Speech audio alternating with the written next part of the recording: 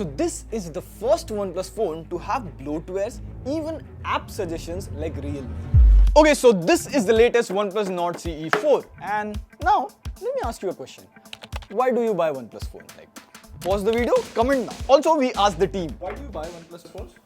No ad. Clean software. Best performance in price. Brand value. Yeah, that pretty much sums it up. Now, straight up, the question is, Pratik, should we buy the OnePlus Nord CE4? In my opinion, I think OnePlus is changing and this is the new OnePlus in town. And without any delay, this is the good, the bad, and the worst with the OnePlus Nord CE4. Now, immediately, the good thing about the Nord CE4 is, as soon as you open the box, you get the cover. Oh, that's a good cover. You get some paperwork, stickers, but more importantly, a 100-watt charger. A Type A to Type C cable, OnePlus style. So everything that you want is inside the box. Now, you won't be able to charge your laptop with this 100-watt charger. Like, you guys know the reason. Comment below if you know the reason. Let's see if you have gotten wiser. But overall, where brands are removing stuff from the box, it's appreciated that OnePlus is still keeping it. Points for that. But before we get to the most controversial part that I found while setting up the phone, let's talk about the looks. Like, personally, it looks more similar to the first OnePlus Nord, like the OG one. That was also our first smartphone video ever on TechWiser YouTube. And I don't know whose idea was this, but have a look at this raised camera island. Can you see it? It's not symmetrical. Like, they could have just ended it here. Like, I've been using this for 2 to 3 days now and I cannot unsee this. The Nord CE4 doesn't have an alert slider, but that's always been the case with Nord CE phones. And I really like the in-hand feel of this phone. Like, for a phone that has 5500 mAh battery, it is pretty lightweight. It weighs in like 186, 187 grams. Now, on the front, you get a 6.7-inch Full HD Plus AMOLED display. Now, this display supports 1100 nits peak brightness. A really good thing is, if you go to OnePlus official website, they also mention 900 nits high brightness mode. Now, 900 nits is the actual brightness that you will see outside while you are viewing the screen, apps and icons. And especially in summers, I think high brightness mode is the number that we should be looking for rather than those gimmicky peak brightness nits. Also, the phone supports HDR in YouTube as well as Netflix. Even the colors while watching movies is pretty good. The other day I was watching Jolly LLB on Disney Plus Hotstar. The audio from the stereo speakers was also pretty good. Like, it's bassy and clear. And this is very important. If I keep the Nord CE4 beside a flagship in low light, you see there is very less flickering. So while watching late night movies or using a phone in dark, this display is good for your eyes. So overall, points for OnePlus of not taking anything away from the display and the build. Another thing that I loved is battery life. Like, currently the battery life is 15%. Now, meanwhile, we'll cook Maggi in the microwave, and yes, if you are in office, you cook Maggi in the microwave. This is it. And it's about 8 minutes. After 8 minutes, the Nord CE4 is back to 43-44%. That's crazy. Like, super fast charging is like a luxury. Once you have experienced it, there's no going back. It supports 100-watt charging and it can go 100% in about half an hour. Plus, the battery is 5500 mAh, so it easily lasts you 1.5 days, even on heavy usage.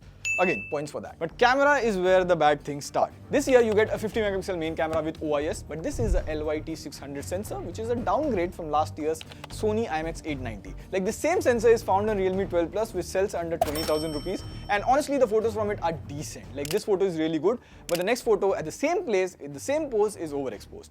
Here, the portrait mode edge detection is good, but the photo has a pinkish tint over it. We also took some photos side by side with the Nothing Phone 2A, and both of them take more or less similar photos. In fact, the Nothing Phone 2A sometimes is even worse. The selfies, I found them to be good. Like, even in this photo of me and Sayan, the edge detection is bang on. Overall, it's an average camera at this price. I believe a Realme 12 Pro or even 12 Pro Plus is a far better camera offering at this price point, so that point goes out there. And finally, the worst, software. I believe this is what OnePlus was known for in years, and we have had a good prediction history with OnePlus. Like, first it was, I feel Oxygen OS will be totally removed from OnePlus series. That got true, and then there's no ads and recommendation in Oxygen OS yet. And well, I just set up the phone blank. Usually OnePlus doesn't come with any bloatware, but you had Netflix, which is fine. But then there's Bubble Pop, Word Connect, Tile Match, and it didn't even ask about the installation during the setup. And even if you let that go, this is a Realme UI phone. This is a OnePlus Nord CE4 on Oxygen OS. If I search browser on both,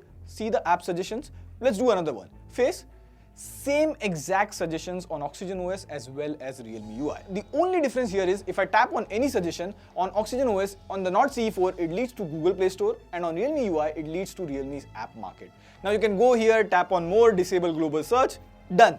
But the point here is, it's all ColorOS app market suggestion, and at the moment, it just leads to Google Play Store here. And if you leave all of that, they shouldn't have been there in the first place. And now, as per Twitter, they are improving it in some OnePlus phones. And apart from that, we noticed a few bugs. Like the other day, you see the touch itself wasn't responding inside Google Chrome. It was all blank. Now, it's not like everything is bad with Oxygen OS. Like the haptics here on the Nord CE4 is really good. Like when you swipe up, browse through the app preview, it's one of the best in this price range.